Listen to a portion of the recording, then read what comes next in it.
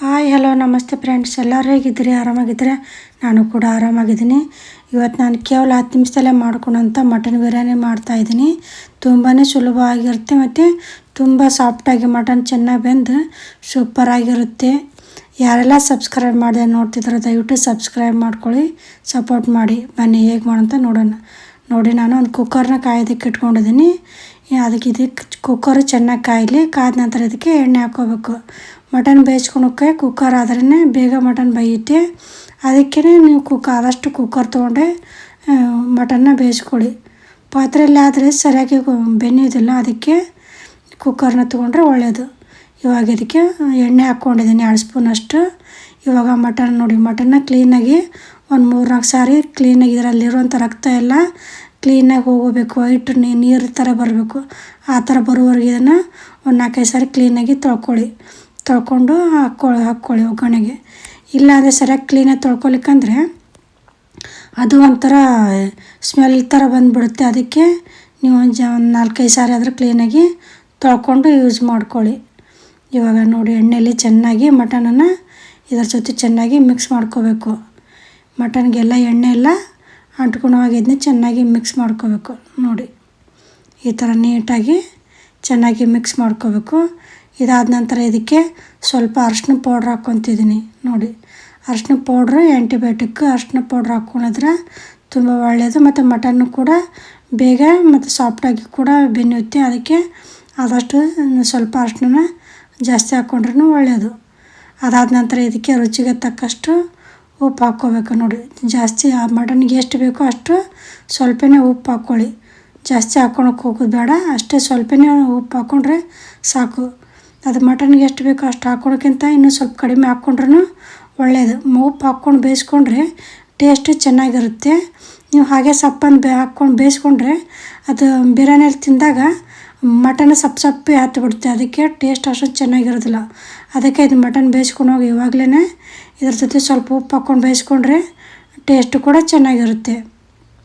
ನೋಡಿದ್ನೆಲ್ಲ ಇವಾಗ ಚೆನ್ನಾಗಿ ಮಿಕ್ಸ್ ಮಾಡ್ಕೊಂಡಿದ್ದೀನಿ.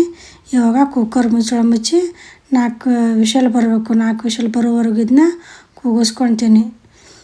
ಅಂದ್ರೇ ಇದರಲ್ಲಿ 4 ವಿಷಲ್ ಆದರೆ ಅಂದರೆ ಚೆನ್ನಾಗಿ ಮಟನ್ ಬೇಯುತ್ತೆ. ಅದಕ್ಕೆ ಚೆನ್ನಾಗಿ ಬೆಂದ್ರೇ ರುಚಿ ಕೂಡ ಚೆನ್ನಾಗೈತೆ. ಇದು ಬೇಯಿಸ್ಕೊಳೋಣ. ಇದು ಬೇಯೋಷ್ಟೊತ್ತಿಗೆ ಇದಕ್ಕೆ ಒಂದು ಮಸಾಲೆನ ರೆಡಿ ಮಾಡ್ಕೊಳ್ಳೋಣ ಬನ್ನಿ. ನೋಡಿ, ನಾನು ಮಿಕ್ಸರ್ ಜಾರ್ ತೊಗೊಂಡಿದ್ದೀನಿ. ಅದಕ್ಕೆ ಸ್ವಲ್ಪ ಬೆಳ್ಳುಳ್ಳಿ ಹಾಕ್ಕೊತಾ ಇದ್ದೀನಿ. ಒಂದು 3 ಗಡ್ಡೆ ಅಷ್ಟು ಬೆಳ್ಳುಳ್ಳಿ ಹಾಕ್ಕೊಂಡಿದ್ದೀನಿ. ಅದಾದ ನಂತರ ಇದಕ್ಕೆ ಒಂದು 2 ಇಂಚಷ್ಟು ಶುಂಠಿ ತೊಗೊಂಡಿದ್ದೀನಿ, ಹಸಿ ಶುಂಠಿ ತೊಗೊಂಡಿದ್ದೀನಿ. ಅದಾದ ನಂತರ ಇದಕ್ಕೆ ಖಾರಕ್ಕೆ ಅಂತ ಹಸಿಮೆಣ್ಸಿನ್ಕಾಯಿ ತೊಗೊಂಡಿದ್ದೀನಿ. ನೋಡಿ, ನಾನು 5 ಅಥವಾ 6 ಮೆಣಸಿನ್ಕಾಯಿ ತೊಗೊಂಡಿದ್ದೀನಿ. ನೀವು ಖಾರ ನೋಡಿಕೊಂಡು ತೊಗೋಬೋದು. ನಿಮ್ಮ ಹಸಿಮೆಣ್ಸಿನ್ಕಾಯಿ ಬೇಡ ಅಂದರೆ ಖಾರದ ಪೌಡ್ರ್ ಕೂಡ ಯೂಸ್ ಮಾಡ್ಕೋಬೋದು. ನೀವು ಖಾರ ಎಷ್ಟು ತಿಂತೀರ ಅದನ್ನು ನೋಡಿಕೊಂಡು ನೀವು ಹಸಿಮೆಣ್ಸಿನ್ಕಾಯಿ ತೊಗೊಳ್ಳಿ. ಅದಾದ ನಂತರ ಇದಕ್ಕೆ ಸ್ವಲ್ಪ ಒಂದು ಮುಷ್ಟಿ ಅಷ್ಟು ಪುದೀನ ಸೊಪ್ಪು ಹಾಕ್ಕೊಂಡಿದ್ದೀನಿ. ನೋಡಿ, ಪುದೀನ ನಾನು ಕಡ್ಡಿ ಸಮೇತನೇ ಹಾಕ್ಕೊಂಡಿದ್ದೀನಿ ಸ್ವಲ್ಪ. ಅದಾದ ನಂತರ ಅರ್ಧ ಕಟ್ಟಷ್ಟು ಕೊತ್ತಂಬರಿ ಸೊಪ್ಪು ಕೂಡ ಹಾಕ್ಕೊಂಡಿದ್ದೀನಿ. ನೋಡಿ, ಕಡ್ಡಿ ಸಮೇತನ ನಾನು ಹಾಕ್ಕೊತಾ ಇದ್ದೀನಿ. ರುಬ್ಬೋದಕ್ಕೆ ಸ್ವಲ್ಪ ಕಡ್ಡಿ ಇಟ್ಕೊಂಡು ಹಾಕ್ಕೊಂಡ್ರೆ ಚೆನ್ನಾಗಿರುತ್ತೆ. ರುಬ್ಬುವಾಗ ಇದನ್ನ ಕಡ್ಡಿ ಕೂಡ ಯೂಸ್ ಮಾಡ್ಕೊಂಡು ರುಬ್ಕೋಬೋದು. ಇವಾಗ ಇದನ್ನು ನೈಸಾಗಿ ರುಬ್ಕೊಂಬರ್ತೀನಿ. ನೋಡಿ, ಇವಾಗ ಅದನ್ನೆಲ್ಲ ರುಬ್ಕೊಂಬಂದಿದ್ದೀನಿ. ಆವಾಗಲೇ ಅದು ಮಿಕ್ಸರ್ ಜಾರ ಸಣ್ಣದಾಯ್ತು. ಅದಕ್ಕೆ ದೊಡ್ಡ ಮಿಕ್ಸರ್ ಜಾರಿಗೆ ಹಾಕ್ಕೊಂಡು ಇದನ್ನು ರುಬ್ಕೊಂಬಂದಿದ್ದೀನಿ. ನೋಡಿ, ಇದನ್ನಿಷ್ಟ ಸಣ್ಣಗೆ ರುಬ್ಕೋಬೇಕು. ತರಿಯಾಗಿ ರುಬ್ಕೊಳೋದು ಬೇಡ. ಸಣ್ಣಗೆ ರುಬ್ಕೊಂಡ್ರೆ ಟೇಸ್ಟು ಕೂಡ ಚೆನ್ನಾಗಿರುತ್ತೆ. ಬನ್ನಿ ಇವಾಗ ಒಗ್ಗರಣೆ ಹಾಕ್ಕೊಳ್ಳೋಣ. ನೋಡಿ, ಒಂದು ಪಾತ್ರೆನ ಕಾಯೋದಕ್ಕೆ ಇಟ್ಕೊಂಡಿದ್ದೀನಿ. ಇದಕ್ಕೆ ಸ್ವಲ್ಪ ತುಪ್ಪ ಹಾಕ್ಕೊತಾ ಇದ್ದೀನಿ. ನೋಡಿ, ನೀವು ತುಪ್ಪ ಕೂಡ ಎಲ್ಲನೂ ತುಪ್ಪ ಯೂಸ್ ಮಾಡ್ಬೋದು, ಅಥವಾ ಸ್ವಲ್ಪ ಎಣ್ಣೆ ಸ್ವಲ್ಪ ತುಪ್ಪ ಕೂಡ ಯೂಸ್ ಮಾಡ್ಕೋಬೋದು. ನೋಡಿ, ನಾನು 1 ಸ್ಪೂನ್ ಎಣ್ಣೆ 1 ಸ್ಪೂನ್ ತುಪ್ಪ ಹಾಕ್ಕೊಂಡಿದ್ದೀನಿ. ನೀವು ಓನ್ಲಿ ತುಪ್ಪದಲ್ಲಿ ಕೂಡ ಮಾಡ್ಕೋಬೋದು, ಇಲ್ಲಾಂದರೆ ಓನ್ಲಿ ಎಣ್ಣೆಯಲ್ಲಿ ಕೂಡ ಮಾಡ್ಕೋಬೋದು. ಇದು ಎಣ್ಣೆ ತುಪ್ಪ ಕಾದ ನಂತರ ಇದಕ್ಕೆ ಸ್ವಲ್ಪ ಸ್ಪೈಸಸ್ ಹಾಕ್ಕೋಬೇಕು. ನೋಡಿ, 2 ಏಲಕ್ಕಿ ತೊಗೊಂಡಿದ್ದೀನಿ, 2 ಪಲಾವ್ ಎಲೆ ತೊಗೊಂಡಿದ್ದೀನಿ, ಸ್ವಲ್ಪ ಚಕ್ಕೆ ತೊಗೊಂಡಿದ್ದೀನಿ, ಮತ್ತು 2 ಜಾಪತ್ರೆ ತೊಗೊಂಡಿದ್ದೀನಿ ಸ್ವಲ್ಪ, ಮತ್ತು 2 ಚಕ್ಕರೆ ಬಗ್ಗು ತೊಗೊಂಡಿದ್ದೀನಿ, ಒಂದು 5-6 ಲವಂಗ ತೊಗೊಂಡಿದ್ದೀನಿ. ಅವನ್ನೆಲ್ಲ ಇದಕ್ಕೆ ಹಾಕ್ಕೊತೀನಿ. ಇವನ್ನೆಲ್ಲ ಇದಕ್ಕೆ ಹಾಕ್ಕೊಂಡು ಇದೆಲ್ಲ ಚೆನ್ನಾಗಿ ಕಲರ್ ಚೇಂಜ್ ಆಗೋವರೆಗೂ ಇದನ್ನ ಚೆನ್ನಾಗಿ ಫ್ರೈ ಮಾಡ್ಕೋಬೇಕು. ಏಲಕ್ಕಿ ಅದೆಲ್ಲ ಕಲರ್ ಚೇಂಜ್ ಆಗಬೇಕು. ಆ ಥರ ಇದನ್ನ ನೀಟಾಗಿ ಚೆನ್ನಾಗಿ ಫ್ರೈ ಮಾಡ್ಕೋಬೇಕು. ಅಂದರೆ ಪರಿಮಳಕ್ಕೂ ಕೂಡ ಘಮ ಕೂಡ ಚೆನ್ನಾಗಿ ಬರುತ್ತೆ. ಅದಾದ ನಂತರ ಇದಕ್ಕೆ 2 ಮೀಡಿಯಮ್ ಸೈಜಿನ ಈರುಳ್ಳಿನ ಈ ಥರ ಉದ್ದುದಕ್ಕೆ ಕಟ್ ಮಾಡಿ ಇಟ್ಕೊಂಡಿದ್ದೀನಿ. ಅದನ್ನು ಇದಕ್ಕೆ ಹಾಕ್ಕೊಂಡಿದ್ದೀನಿ. ಆದಷ್ಟು ತೆಳುವಾಗಿ ಈರುಳ್ಳಿನ ಕಟ್ ಮಾಡ್ಕೊಳ್ಳಿ, ಅಂದರೆ ಚೆನ್ನಾಗಿರುತ್ತೆ. ಈರುಳ್ಳಿ ಎಲ್ಲ ಚೆನ್ನಾಗಿ ಫ್ರೈ ಆಗೋವರೆಗೆ ಇದನ್ನ ನೀಟಾಗಿ ಫ್ರೈ ಮಾಡ್ಕೊಳ್ಳಿ. ಈ ಈರುಳ್ಳಿ ಕಲರು ಸ್ವಲ್ಪ ಬ್ರೌನ್ ಕಲರ್ ಬರಬೇಕು. ಆ ಥರ ಇದನ್ನ ನೀಟಾಗಿ ಫ್ರೈ ಮಾಡ್ಕೊಳ್ಳಿ. ನೋಡಿ, ಈರುಳ್ಳಿ ಚೆನ್ನಾಗಿ ಫ್ರೈ ಆದರೆ ಟೇಸ್ಟ್ ಕೂಡ ಚೆನ್ನಾಗಿರುತ್ತೆ. ಅದಾದ ನಂತರ ಇದಕ್ಕೆ ಸ್ವಲ್ಪ ಕಸೂರಿ ಮೇಥಿ ಮತ್ತು ಪುದೀನ ಹಾಕ್ಕೊತಾ ಇದ್ದೀನಿ. ಇನ್ನು ಕಸೂರಿ ಮೇಥಿ ಮನೆಯಲ್ಲೇ ಮಾಡಿ ಇಟ್ಕೊಂಡಂಥ ಕಸೂರಿ ಮೇಥಿ ಹಾಕ್ಕೊಂಡಿದ್ದೀನಿ. ಮನೆಯಲ್ಲೇ ಹಿಂದಿನ ದಿನ ಸ್ವಲ್ಪ ಬಿಸಿಲಿಗಿಟ್ಟು ಒಣಗಿಸ್ಕೊಂಡು ತೊಗೊಂಡಿದ್ದೆ. ನೀವು ಅಂಗಡಿಯಲ್ಲಿ ಸಿಗುತ್ತಲ್ಲ ಕಸೂರಿ ಮೇಥಿ, ಅದನ್ನು ಕೂಡ ಯೂಸ್ ಮಾಡ್ಕೋಬೋದು. ಅದಾದ ನಂತರ ಇದಕ್ಕೆ ಒಂದು ಟೊಮೊಟೊ ಸಣ್ಣದಾಗಿ ಕಟ್ ಮಾಡಿ ಇಟ್ಕೊಂಡಿದ್ದೆ, ಅದನ್ನ ಇದಕ್ಕೆ ಹಾಕ್ಕೊಂಡಿದ್ದೀನಿ. ನೋಡಿ, ನೀಟಾಗಿ ಇದನ್ನ ಕೂಡ ಚೆನ್ನಾಗಿ ಎಣ್ಣೆಯಲ್ಲಿ ಫ್ರೈ ಮಾಡ್ಕೋಬೇಕು.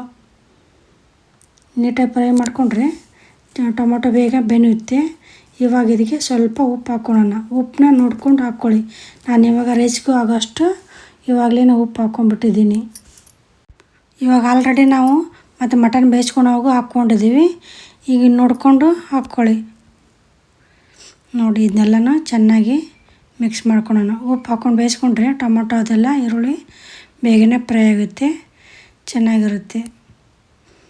ಇವಾಗ ಇದನ್ನೆಲ್ಲ ಚೆನ್ನಾಗಿ ಮಿಕ್ಸ್ ಮಾಡ್ಕೊಂಡಿದ್ದೀನಿ. ಇದಾದ ನಂತರ ಇದಕ್ಕೆ ಒಂದು ಸ್ಪೂನಷ್ಟು ಧನಿಯಾ ಪೌಡ್ರ್ ಹಾಕ್ಕೊತಿದ್ದೀನಿ. ಧನಿಯಾ ಪೌಡ್ರ್ ಹಾಕ್ಕೊಂಡ್ರೆ ಚೆನ್ನಾಗಿರುತ್ತೆ. ಅದಾದ ನಂತರ ಇದಕ್ಕೆ 1.5 ಸ್ಪೂನಷ್ಟು ಬಿರಿಯಾನಿ ಪೌಡ್ರ್ ಹಾಕ್ಕೊತಿದ್ದೀನಿ. ನೋಡಿ, ನೀವು ಬಿರಿಯಾನಿ ಪೌಡ್ರ್ ಹಾಕ್ಕೋಬೋದು, ಇಲ್ಲಾಂದರೆ ಸ್ಕಿಪ್ ಮಾಡ್ಕೋಬೋದು. ಗರಂ ಮಸಾಲ ಪೌಡ್ರ್ ಹಾಕ್ಕೋಬೋದು. ನಾವು 1.5 ಸ್ಪೂನಷ್ಟು ಹಾಕ್ಕೊಂಡಿದ್ದೀನಿ. ಅದಾದ ನಂತರ ಆವಾಗಲೇ ರುಬ್ಬಿಟ್ಕೊಂಡಿದ್ವಲ್ಲ ಮಸಾಲನ, ಅದನ್ನು ಇದಕ್ಕೆ ಹಾಕ್ಕೊತಾ ಇದ್ದೀನಿ. ನೋಡಿ, ಇದನ್ನೆಲ್ಲ ಇದಕ್ಕೆ ಹಾಕ್ಕೊಂಡು ಚೆನ್ನಾಗಿ ಮಿಕ್ಸ್ ಮಾಡ್ಕೊಳ್ಳೋಣ. ಎಣ್ಣೆಯಲ್ಲಿ ಮಸಾಲನ ಚೆನ್ನಾಗಿ ಮಿಕ್ಸ್ ಮಾಡ್ಕೋಬೇಕು. ನೋಡಿ, ಶುಂಠಿ ಅವನ್ನೆಲ್ಲ, ಕೊತ್ತಂಬರಿ, ಪುದೀನ ಅವನ್ನೆಲ್ಲ ಹಸಿಯಾಗಿ ಹಾಕ್ಕೊಂಡಿದ್ದೀವಿ. ಮತ್ತು ಹಸಿಮೆಣ್ಸಿನ್ಕಾಯಿ ಅವನ್ನೆಲ್ಲ ಹಸಿಯಾಗಿ ಹಾಕ್ಕೊಂಡಿದ್ದೀವಲ್ವ, ಅದಕ್ಕೆ ಇದನ್ನ ನೀಟಾಗಿ ಚೆನ್ನಾಗಿ ಮಿಕ್ಸ್ ಮಾಡ್ಕೋಬೇಕು. ಎಣ್ಣೆಯಲ್ಲಿ ಚೆನ್ನಾಗಿ ಫ್ರೈ ಮಾಡಿಕೊಂಡ್ರೆ ಅದೆಲ್ಲ ಹಸಿ ವಾಸನೆ ಹೋಗಿ ಟೇಸ್ಟು ಕೂಡ ತುಂಬ ಚೆನ್ನಾಗಿರುತ್ತೆ. ನೋಡಿ, ಇವಾಗೆಲ್ಲ ಇದನ್ನೆಲ್ಲ ನೀಟಾಗಿ ಫ್ರೈ ಮಾಡ್ಕೊಂಡಿದ್ವಲ್ವ, ಈಗ ಇದಕ್ಕೆ ಸ್ವಲ್ಪ ಮೊಸರು ಹಾಕ್ಕೊತಿದ್ದೀನಿ. ನೋಡಿ, ಮೊಸರು ಹಾಕ್ಕೊಂಡು ನೋಡಿ ನೀವು, ಅದರ ಟೇಸ್ಟ್ ಸೂಪರಾಗಿರುತ್ತೆ. ನೋಡಿ, ಒಂದು ಬಟ್ಲು, ಚಿಕ್ಕ ಬಟ್ಲು ಅಥವಾ ಸ್ಪೂನಿಲ್ಲಾದರೆ 2 ಸ್ಪೂನಷ್ಟು ಮೊಸರನ್ನ ಹಾಕ್ಕೋಬೋದು. ಇದು ನೀಟಾಗಿ ಇದ್ರ ಜೊತೆ ಇದನ್ನು ಕೂಡ ಚೆನ್ನಾಗಿ ಮಿಕ್ಸ್ ಮಾಡ್ಕೊಳ್ಳೋಣ.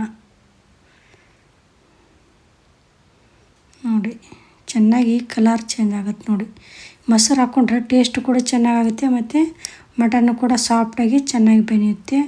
ಈಗ ಆಲ್ರೆಡಿ ಮಟನ್ ಬೇಯಿಸ್ಕೊಂಡೇ ಬಿಟ್ಟಿದ್ದೀವಿ. ನೋಡಿ, ಮಟನ್ ಬೇಯಿಸ್ಕೊಂಡಿವೆಲ್ಲ, ಆ ಮಟನ್ನ ಅದರಲ್ಲಿರೋಂಥ ನೀರು ಸಮೇತನ ನಾನು ಇದಕ್ಕೆ ಹಾಕ್ಕೊಂಡಿದ್ದೀನಿ. ನೋಡಿ, ಒಂದಷ್ಟು ಮಟನ್ನ ನಾನು ಸಾಂಬಾರು ಮಾಡೋದಕ್ಕಂತ ಎತ್ತಿಟ್ಕೊಂಡಿದ್ದೀನಿ. ಇದಕ್ಕೊಂದು ಸ್ವಲ್ಪ ಹಾಕ್ಕೊಂಡಿದ್ದೀನಿ. ಇವಾಗ ಇದನ್ನು ಕೂಡ ಚೆನ್ನಾಗಿ ಮಿಕ್ಸ್ ಮಾಡ್ಕೊಳ್ಳೋಣ. ಇದ್ರ ಜೊತೆ ಮಸಾಲ ಜೊತೆ ಮಟನ್ ಎಲ್ಲ ನೀಟಾಗಿ ಮಿಕ್ಸ್ ಆಗೋ ಹಾಗೆ ಇದನ್ನ ಮಿಕ್ಸ್ ಮಾಡ್ಕೋಬೇಕು. ಈ ಥರ ನೋಡಿ, ಇದನ್ನ ಚೆನ್ನಾಗಿ ಮಿಕ್ಸ್ ಮಾಡಿಕೊಂಡ್ರೆ ಟೇಸ್ಟ್ ಕೂಡ ಚೆನ್ನಾಗಾಗುತ್ತೆ. ನೋಡಿ, ನೀಟಾಗಿಲ್ಲ ಮಿಕ್ಸ್ ಮಾಡ್ಕೋಬೇಕು ಇದನ್ನು.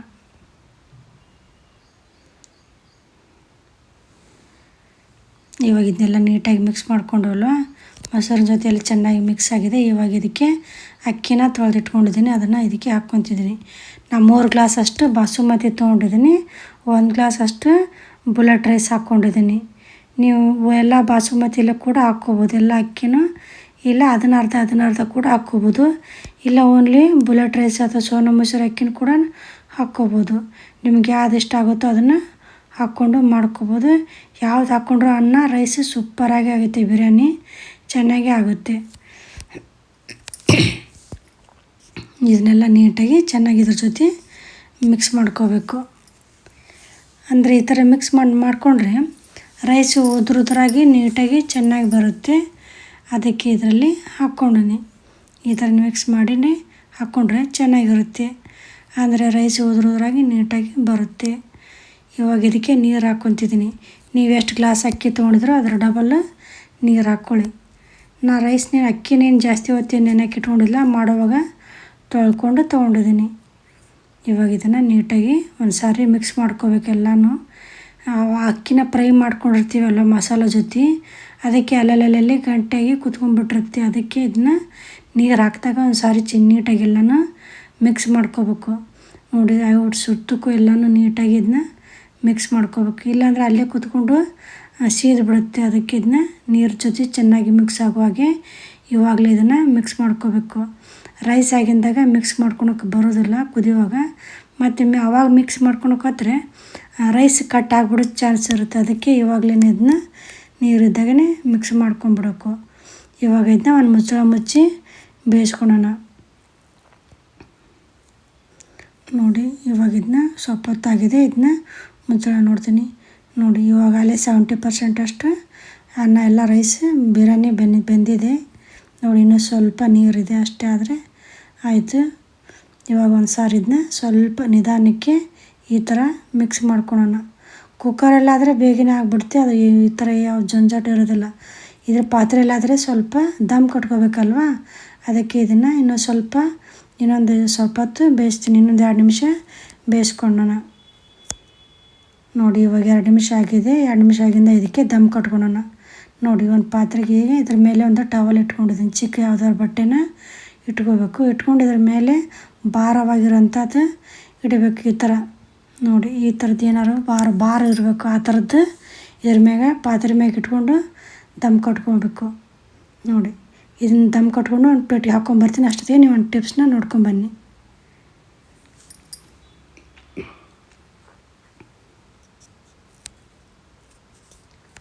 ನೋಡಿ ಒಂದು ಪಾತ್ರೆಗೆ ಹಾಕ್ಕೊತಿದ್ದೀನಿ.